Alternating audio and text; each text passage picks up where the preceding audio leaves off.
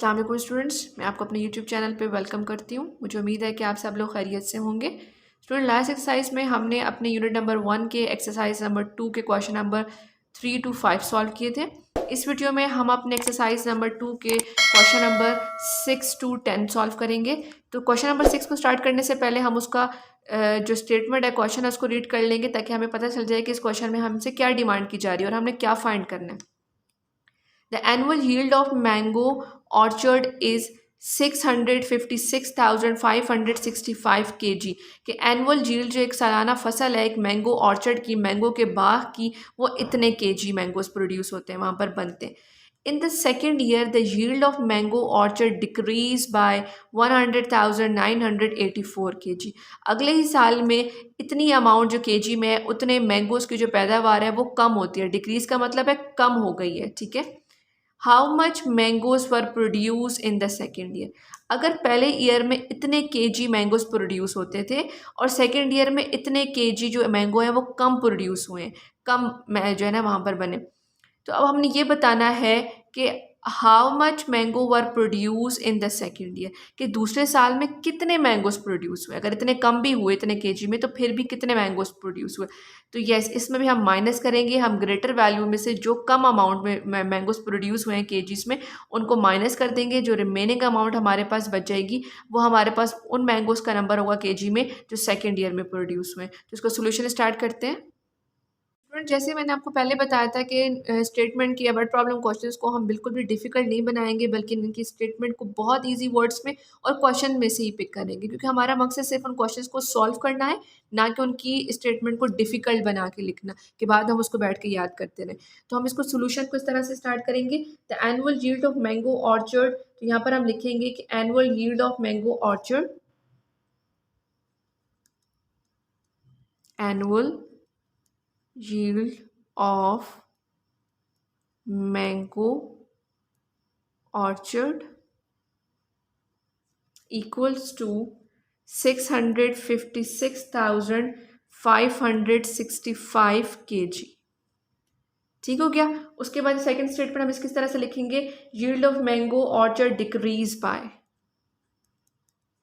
yield of mango orchard decreased by equals to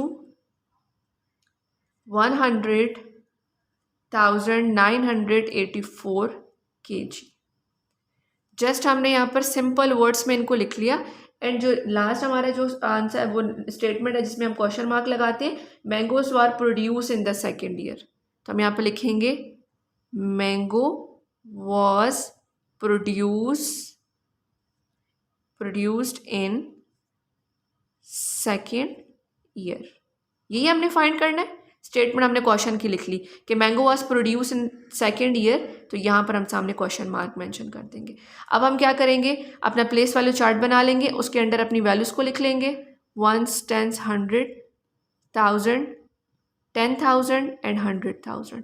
values को लिखेंगे, जो बिगर वैल्यू है उसको ऊपर लिखेंगे, उसके अंदर जो हमारे डिक्रीज़ हुए हैं, जितनी कम अमाउंट में मैंगोज प्रोड्यूस हुए हैं उसको नीचे लिख देंगे।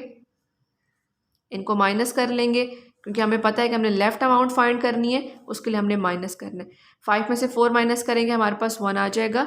6 में से 8 माइनस नहीं हो सकता, इसके लिए हम कैरी ले लेंगे। यहाँ पर ये 16 बन जाएगा और यहाँ पर ये 4 रह जाएगा। 16 में से 8 माइनस करेंगे, अगेन 8। 5 में से 9, 4 में से 9 नहीं माइनस हो सकता, तो कैरी ले लेंगे इससे। 14 में से 9 माइनस करेंगे तो हमारे पास आ जाएगा 5। 5 में से 0 माइनस करेंगे तो 5 में से 0 माइनस करेंगे 5 एंड 6 में से 1 माइनस करेंगे तो 5 आ जाएगा। वर्ड प्रॉब्लम के क्वेश्चन है तो इसका आंसर भी हम लिखेंगे कि mango was produce in second year. जो हमने ऊपर क्वेश्चन मार्क के साथ स्टेटमेंट लिखी थी उसको हम उसके आंसर के साथ, जो हमने फाइंड किया उसके आंसर के साथ लिखकर इस क्वेश्चन का सोल्यूशन निकाल लेंगे। Mango was produce in second year equal to 555,581 kg। तो हमने ये जो अमाउंट आई है इसको इस तरह से केजी में लिख ली कि नेक्स्ट ईयर में मैंगोस जो प्रोड्यूस हुए हैं वो इतने केजीज प्रोड्यूस हुए हैं। तो स्टूडेंट अभी स्टार्ट करते हैं क्वेश्चन नंबर 7। यहाँ पे स्टूडेंट क्वेश्चन नंबर 7 की स्टेटमेंट को रीड करते हैं इसमें हमारे पास है the government build 386,655 houses for the homeless in 1 year. जो जिनके पास घर नहीं था उन लोगों के लिए गवर्नमेंट ने एक साल में इतने हाउसेस जो हैं वो बिल्ड किए, बनाए, new houses. The second year 24,521 fewer homes were build than the previous. अगले साल में जो प्रीवियस अमाउंट थी उतने तो घर बने ही बने, लेकिन इतनी अमाउंट में घर थोड़े ज़्यादा बनाए गए, थोड़ी मज़ीद बनाए गए। ठीक है, अब हमसे पूछ रहे हैं how many houses did the government build in both the year. अब हमें यहाँ पर बताना है कि दोनों सालों में गवर्नमेंट ने कितने होम्स बिल्ड किए होंगे। तो सबसे पहले हमने क्या करना है, सेकेंड ईयर के लिए हम लोगों ने प्रीवियस अमाउंट में ये अमाउंट पहले प्लस करनी है, वहाँ से जो आंसर आएगा उस अमाउंट में हम लोगों ने इन दोनों को ऐड करना है। तो इसका सोल्यूशन स्टार्ट करते हैं। तो स्टूडेंट्स हम सबसे पहले स्टेटमेंट लिखेंगे अपने कि government build houses in 1 year. Government build houses in 1 year equals to, उसका नंबर यहाँ पर हम लिख देंगे 386,655 और नीचे लिखेंगे fewer houses build in second year. इसके सामने हम लिख देंगे कौन कितने और मजीद हाउसेस बने, 24,521। और यहाँ पर नीचे हम लिखेंगे, अब हमने फाइंड क्या करना है, अब हम दो चीज़ें फाइंड करनी है। सबसे पहले तो हमने सेकेंड ईयर के हाउसेस फाइंड करने हैं। Houses build in second year, houses build in second year, ये हमने फाइंड करना है। और उसके बाद टोटल हाउसेस बिल्ड इन बोथ ईयर्स, ये फाइंड करना है हमें। सबसे पहले houses build in second year find करना है, जो कि फ्यूअर को हम लोग इस प्रीवियस वाले के अंदर ऐड कर देंगे। और दूसरा हमने करना है total houses build in both year. तो जो हमारे पास ये फ्यूअर यहाँ सेकेंड का जो फाइंड करेंगे ना, टोटल हमारे पास यहाँ पर आएगा, उस टोटल के और पहले साल वाले टोटल को, इन दोनों को जब हम ऐड कर देंगे तो हमारे पास ये बोथ ईयर का सम भी आ जाएगा। तो सबसे पहले हम उसको ऐड करते हैं, फ्यूअर ईयर्स को इसके अंदर, 1s, 10s, 100,000, 10,000, 100,000 नंबर को प्लॉट कर देंगे। अब देखिए यहाँ पर ये हमारे पास 6 डिजिट नंबर है, 1 2 3 4 5 6, और ये हमारे पास 5 डिजिट नंबर है, 1 2 3 4 5। तो इसका मतलब है इसकी प्लेस वैल्यू 1s, 10, 100,000, 10,000 तक है। ये 100,000 के कॉलम में नहीं आएगा, तो इसको हम यहाँ से स्टार्ट करेंगे। 2 4 5 21, इनको ऐड करेंगे।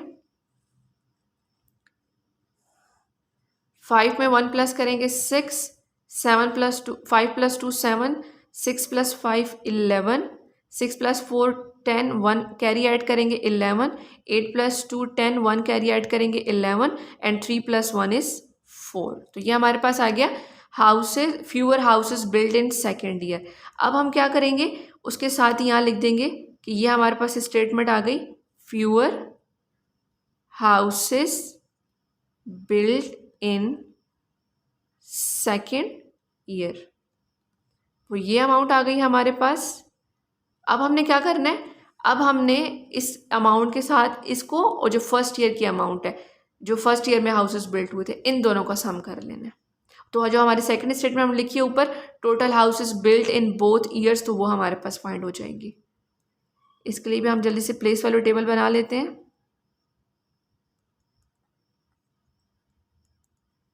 और उसके बिलो अपनी वैल्यूज़ को प्लॉट कर देते हैं। जो फर्स्ट ईयर में हमारे हाउसेस बिल्ट हुए थे उनको हमने लिख लिया, और उसके नीचे जो अभी हमने फाइंड किया फ्यूअर हाउसेस को ऐड करने के बाद जो सेकेंड ईयर के हाउसेस आए हैं हमने वो लिख दिए इसके नीचे। इसका हम सम करेंगे, ये हमारे पास आ जाएगा 11, 12, 13, 6, 7, 8, 7, 9 एंड 7। तो ये हमारे पास आ गया टोटल। अब हम लिखेंगे टोटल हाउसेस बिल्ड इन बोथ ईयर्स, जो हमारा रिक्वायर्ड नंबर था। Total houses built in both years equals to 797,831। तो यहाँ पर हमने अपना आंसर लिख दिया कि टोटल हाउसेस बिल्ट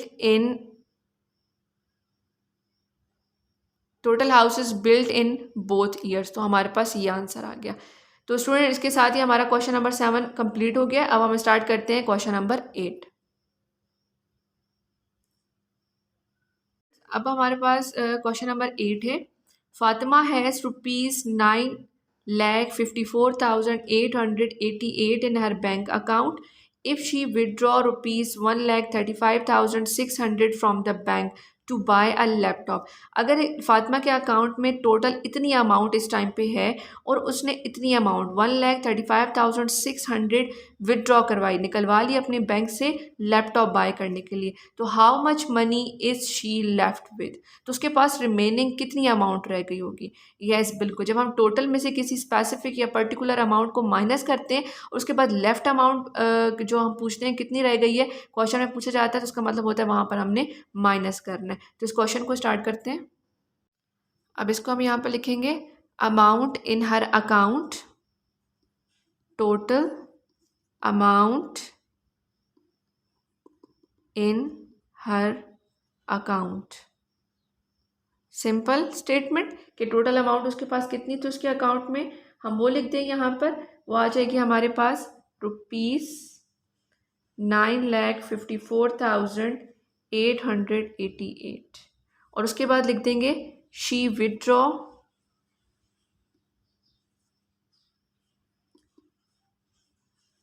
अब यहाँ पर हम इसके साथ लिखेंगे शी विदड्रॉ फ्रॉम बैंक, तो यहाँ पर हम लिखेंगे she withdraw from the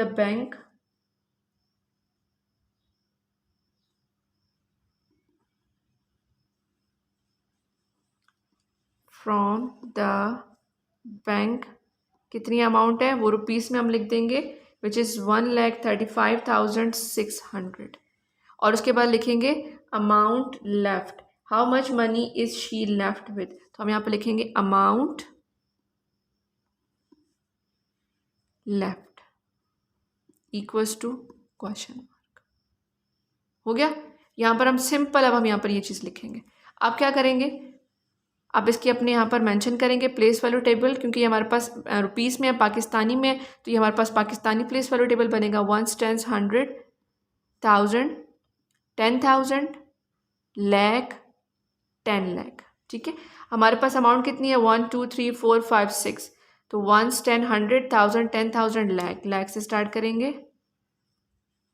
888 withdraw amount 1,35,600, इसको माइनस करेंगे। 8 में से 0 8, देन 8, यहाँ पर 2, यहाँ पर कैरी ले लेंगे। 14 में से 5 माइनस करेंगे 9 आ जाएगा, रिमेनिंग में 4 था, 4 में से 3 माइनस करेंगे 1, 9 में से 1 माइनस करेंगे तो 8। अब हम अपना आंसर लिख देंगे अमाउंट लेफ्ट, कि कितनी अमाउंट उसके अकाउंट में बाकी बच गई, तो वो आ जाएगी हमारे पास ₹8,19,288। ये हमारा आंसर आ गया। अब हम स्टार्ट करते, अब क्वेश्चन नंबर 8 कंप्लीट हो गया। अब हम स्टार्ट करते हैं क्वेश्चन नंबर 9। तो स्टूडेंट क्वेश्चन नंबर 9 को स्टार्ट करने से पहले इसकी स्टेटमेंट को पढ़ लेंगे। A factory owner give ₹4,48,870 as a reward to his employ in 1 year. एक फैक्ट्री का जो मालिक है वो 1 साल में अपने एम्प्लॉयज़ को इतनी अमाउंट में जो रुपीज़ है वो एज अ रिवॉर्ड दे देता है, जो किसी भी बोनस की शक्ल में होगा वो उसने दिया। इन द सेकेंड ईयर, अगले साल में ₹4,37,995 were give as a reward, अगले साल में वो इतनी अमाउंट एज अ रिवॉर्ड देता है। अब वो यहाँ फर्स्ट टू स्टेटमेंट में बताया कि 1 ईयर में एक फैक्ट्री ओनर कितना रिवॉर्ड दे रहा है अपने एम्प्लॉयज़ को, सेकेंड ईयर में कितना रिवॉर्ड दे रहा है, जो कि बोनस वगैरह होंगे। अब हमसे यहाँ पर ए और बी में 2 स्टेटमेंट पूछेंगे कि हमने क्या फाइंड करना है इसमें। What is the total amount given as a reward in the both year, total amount की बात आएगी कि दोनों ईयर में कितना रिवॉर्ड दिया गया, तो यस ए पार्ट में हम इनको सम करने वाले हैं। बी पार्ट है in which year the factory owner give less reward and how much less, किस ईयर में फैक्ट्री ओनर ने कम रिवॉर्ड दिया और कितना कम दिया। अगर हम दोनों कंपेयर करें तो ये 4,48,000 है और ये 4,37,000 है। तो इनके स्टार्टिंग के कंपैरिजन से हमें पता चल जाता है कि सेकेंड ईयर में कम रिवॉर्ड दिया गया। अब वो कितना कम दिया गया इसको हम माइनस करके चेक करेंगे। तो चलिए स्टूडेंट हम क्वेश्चन नंबर 9 के ए एंड बी पार्ट को स्टार्ट करते हैं। इसको स्टार्ट करेंगे क्वेश्चन नंबर 9 को। यहाँ हम लिखेंगे reward in 1 year which is equal to rupees 4,48,870 and उसके साथ हम नीचे लिख देंगे reward in second year, reward in second year which is equal to rupees 4,37,995। अब नीचे हम वो स्टेटमेंट लिख देंगे जो हमने फाइंड करनी है। तो हम लिखेंगे total reward in both years. एक हमने ये फाइंड करना है कि टोटल रिवॉर्ड कितना दिया गया बोथ ईयर्स में। दूसरी चीज़ हमने ये यहाँ पर ये फाइंड करनी है, ये हमारा ए पार्ट होगा। और बी पार्ट में हमने क्या फाइंड करना है, बी पार्ट के लिए हमने फाइंड करना है in which year the factory owner give less reward, in which year give less reward equals to question mark, और उसके साथ ही है कि give less reward and how much less, less reward equals to question mark. ये दोनों चीज़ें हमने यहाँ पर फाइंड कर लेंगी। तो सबसे पहले ए पार्ट को स्टार्ट करते हैं जिसमें हम लोगों ने टोटल रिवॉर्ड फाइंड करना है। तो रुपीस में हम इसका प्लेस वाले चार्ट बना लेंगे, 1s 10 100, 1s 100, 1000, 10,000 एंड लाख। इसके बाद अपने यहाँ पर वैल्यू प्लॉट कर देंगे। जो हमारे पास फर्स्ट अमाउंट है 4,48,870 एंड उसके बिलो सेकेंड अमाउंट 4,37,995। इसको हम ऐड कर लेंगे, 0 में 5 ऐड करेंगे 5, 7 में 9 ऐड करेंगे 16, 1 कैरी, 8 + 9 हमारे पास आ जाएगा 17, 17 + 1 18, 8 + 7 15, 15 + 1 16, 4 + 3 7, 1 ऐड करेंगे तो 8, 4 में 4 ऐड करेंगे तो 8 आ जाएगा। तो स्टूडेंट अब चूंकि स्टेटमेंट क्वेश्चन है, इसका आंसर भी हम स्टेटमेंट की फॉर्म में दे देंगे। ए पार्ट का total reward in both years जो हमने ऊपर लिखा, जो स्टेटमेंट लिखी थी, हम वही एज इट इज़ नीचे उतार देंगे और अब उसके सामने क्वेश्चन मार्क की जगह अपना आंसर लिख देंगे। Total reward in both years equals to ₹886,865। तो ये हमारा आंसर आ गया स्टूडेंट ए पार्ट का। अब यहाँ पे स्टूडेंट हम इसका बी पार्ट सॉल्व करेंगे जिसके अंदर हमारे पास दो चीज़ें पूछी गई थी। The first one is in which year give less reward. तो हम यहाँ लिखेंगे बी पार्ट के लिए कि इन सेकेंड ईयर, जो कि हमें कंपेयर करके पता चल रहा है, इन second year give less reward. ठीक है, इसका ये पार्ट हो गया। सेकेंड चीज़ उसमें पूछी गई है कि लेस रिवॉर्ड, कितना लेस रिवॉर्ड था, उसके लिए हम लोग यहाँ पर अपना प्लेस वैल्यू चार्ट बना लेंगे और उसके भी नीचे वैल्यू प्लॉट करके उनको माइनस कर देंगे। 70, 4,37,995 इनको माइनस कर देंगे। अब इसको माइनस करेंगे, 0 में से 5 नहीं माइनस हो सकता है, इसके लिए हम कैरी ले लेंगे। यहाँ पर आ जाएगा 5, यहाँ पर 16 है, 16 लेंगे, 6 है तो 1 कैरी ले लेंगे यहाँ से। 16 में से 9 माइनस करेंगे तो हमारे पास आ जाएगा 7, 7 में से 9 नहीं माइनस हो सकता है, इसके लिए भी कैरी ले लेंगे। यहाँ पर आ गया 17, 17 में से हम 9 माइनस करेंगे तो हमारे पास आ जाएगा यहाँ से 8, 7 में 7 माइनस करेंगे 0, 4 में से 3 माइनस करेंगे 1 एंड 4 में से 4 माइनस करेंगे तो 0। ये वो रिमेनिंग अमाउंट आ गई कि कितना उन्होंने नेक्स्ट ईयर में जो है वो कम रिवॉर्ड दिया। तो यहाँ पे लिखेंगे less reward in second year equals to ₹10,875।